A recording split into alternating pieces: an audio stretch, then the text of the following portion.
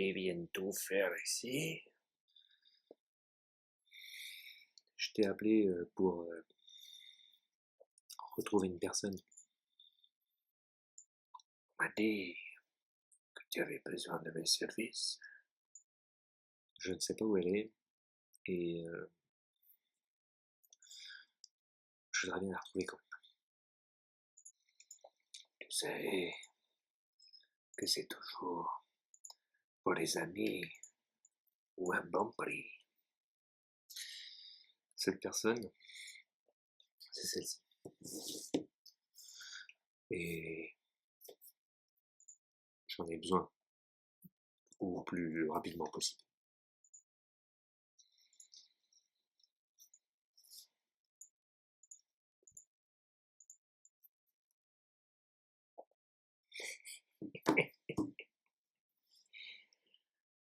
Mais tu le sais où il est. Ne crois pas qu'il se cache. Pense plutôt à tes ennemis.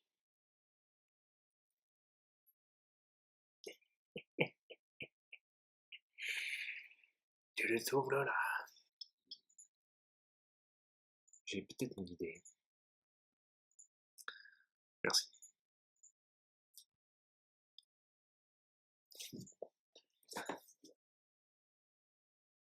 Pachou parta au plus vite pour essayer de récupérer et de retrouver son ami. Dépasser la stratosphère et se retrouver dans l'espace pour aller se battre contre le seigneur Pigeon. Et contre toute attente, une terrible baston se fut avec son pire ennemi.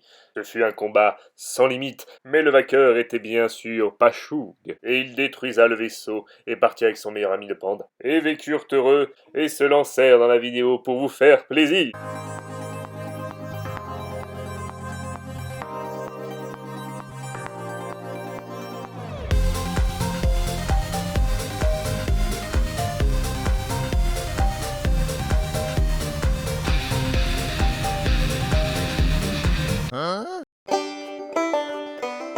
Que demander de plus pour commencer l'année par une vidéo pleine de testostérone ou un combat d'animaux macropodes? Ou tout simplement la sélection naturelle.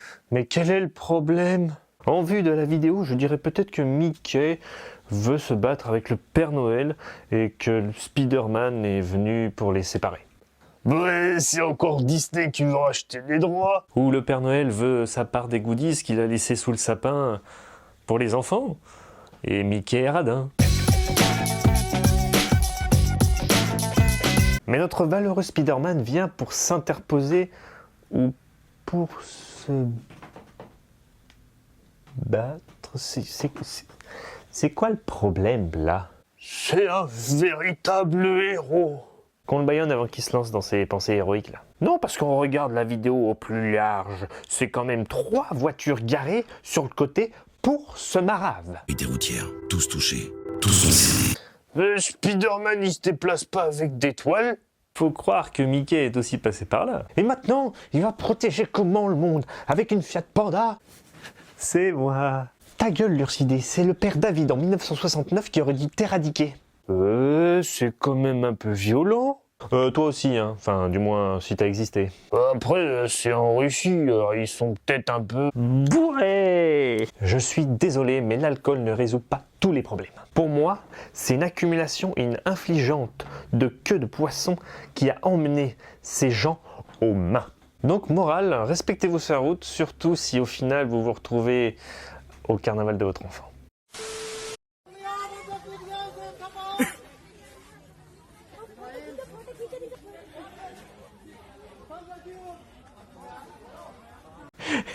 Je pense que c'est vraiment la vidéo de la sélection naturelle. Cette vidéo se passe en Inde et une question me taraude. Que vient faire cet homme devant ce lion? 1.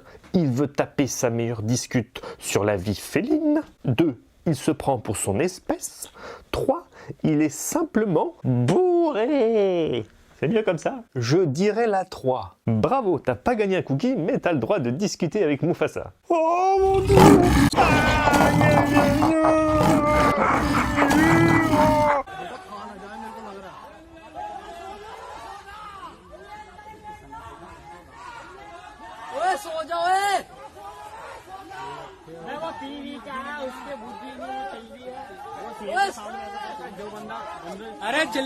Il fait opposition de force. Il va lui mettre une patate qui, lui, sans indiscrétion, des griffes et une mâchoire acérée. Je lui donne pas cher de sa peau quand même. Pardon, mais là, il domine, non?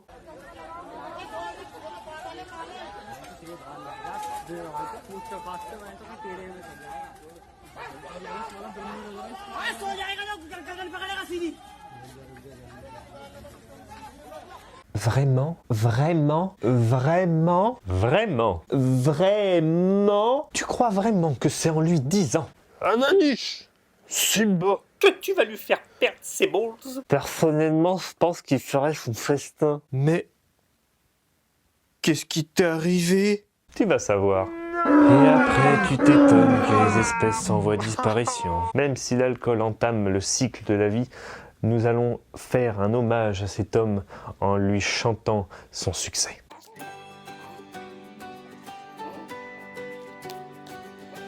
Dans la savane, face à face, filmé par des gens apeurés. Dans son regard cruel et un peu fort bourré, il rêve d'un trône doré, un royaume à dompter. Il veut devenir le roi des félins, un rugissement pour briser le destin, les dominer un par un, le roi des félins, il sera demain. D'un geste, il ordonne le doigt levé, Félix va coucher.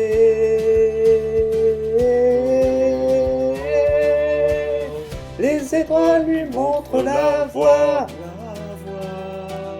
Le règne de Mufasa s'arrête là. Il veut devenir le roi des félins, un rugissement pour briser le destin, les dominer un par un, le roi des félins, il sera demain.